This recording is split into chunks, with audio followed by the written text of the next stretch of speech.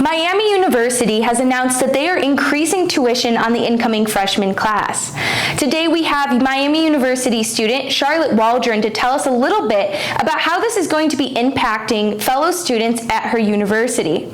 I'm Kate Hirzel and you're watching Hot Take.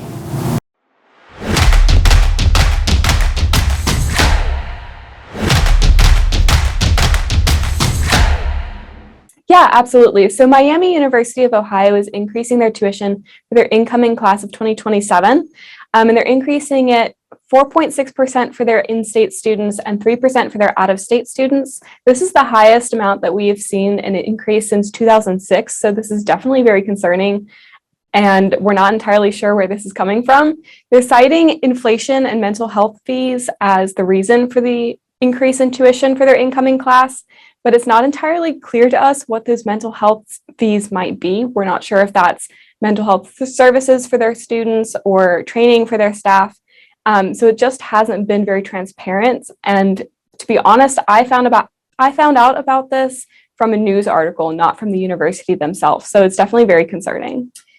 Miami University has cited that the money is going to be going towards mental health.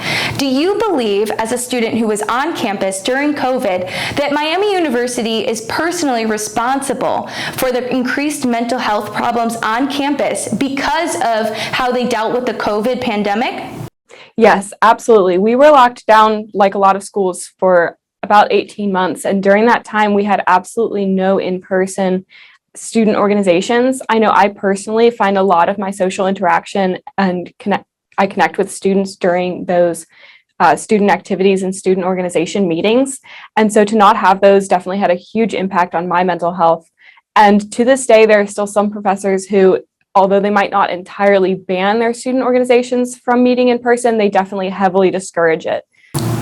With increased inflation and increased tuition, how do you believe that freshmen are going to be able to afford classes come the fall?